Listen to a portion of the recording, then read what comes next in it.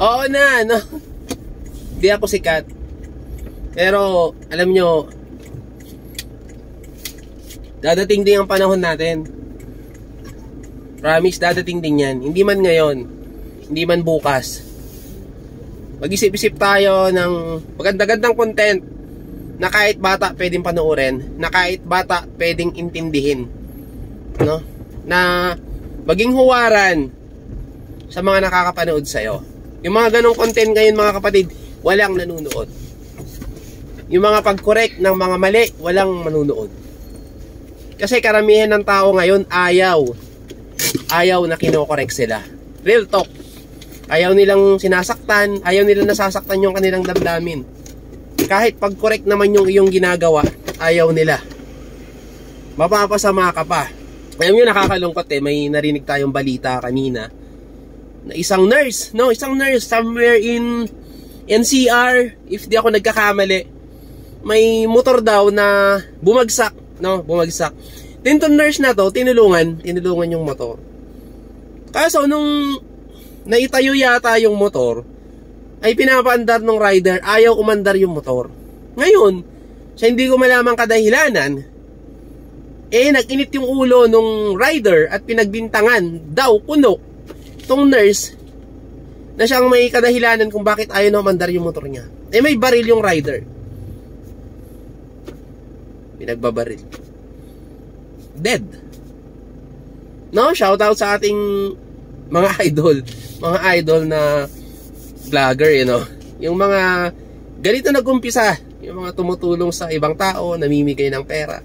Baka pwede natin tulungan kasi itong nurse na to may pamilya at yung asawa niya walang trabaho. Baka pwede nating pundahan. Kasi alam niyo mga kapatid, mga idol amo, itong nurse na to tumulong lang.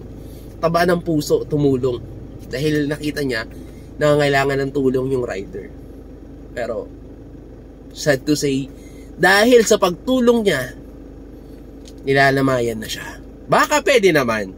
Kasi nasa Aurora po ako, Maria Aurora. Kahit papano, baka makapasyal sana tayo, kaso napakalayo. And wala naman tayong pera, wala na tayong budget. Ang sarap tulungan ng mga ganitong tao. Minsan, ang hirap tumulong dahil ito nga, nagmamagandang loob ka na nga, ikaw pa napapasama. At ito nga, nagmagandang loob, binaglalama. Yan. Kawawa yung bata, kawawa yung asawa niya, di ba? Nakakalungkot tatay din kasi ako Siyempre, walang trabaho yung asawa niya, may maliit pa siyang anak. Diba? Sa anak niya, anak, be proud to your father. Pero yun nga, ngayon kasi mga kapatid, hindi naman nakakain ang hindi naman nakakain ang prinsipyo. Diba? Hindi nakakain yan. Sad to say, nakakalungkot. Useless. Kaya ngayon, naglipa ng mga content, mga walang kwenta. Viral content, puro chismis. Viral content, kalokohan, kalaswaan, pag-apak sa karapatan ng ibang tao o ginagawang katatawanan, ang kahihiyan ng ibang tao. Kaya mag-iisip ka parang ako, kahit paano matino-tino content ko, pero, diba? Siyempre, kailangan din natin kahit paano kumita ba? Pampalubag loob, sa mga content na ginagawa natin, na hindi lang para sa atin. Kasi yung ginagawa kong content, mga kapatid, for you, for us. Pero, wala, sad to say. Pero, sa mga naniniwala sa atin, no worries, magpapatuloy tayo.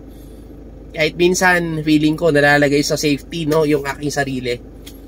Kasi pinapakita ko rin yung mukha ko sa mga followers ko, mga kaibigan ko, alam niyo kung anong content ko Diba? Gusto natin ng pagbabago. Gusto natin maitama yung mga mali. Safety sa kalsada. Dapat sumunod sa batas. Overspeeding, reckless driving, open pipe, brum brum brum brum, bomba bomba. Diba? Pag nagbobomba ba kayo, sinasabi nyo dun sa mga bata na illegal yung ginagawa nyo. Bomba bomba. Diba sinasabi nyo ba na dapat hindi lalampas sa 99 decibel meter ang ingay ng motor mo. Pero kaya ang iingay ng motor nyo, big bike nga naman, no? 4-cylinder. Ang ganda ng pandinig. Sa inyo, maganda. Sa iba, pangit. Bakit? Kayo lang ba ang may tenga? Kayo lang ba may karapatang sabihing maganda kaya ituloy mo lang? Diba? As per LTO, mga kapatid, lahat ng ingay ay 99 decibel meter below. Good day.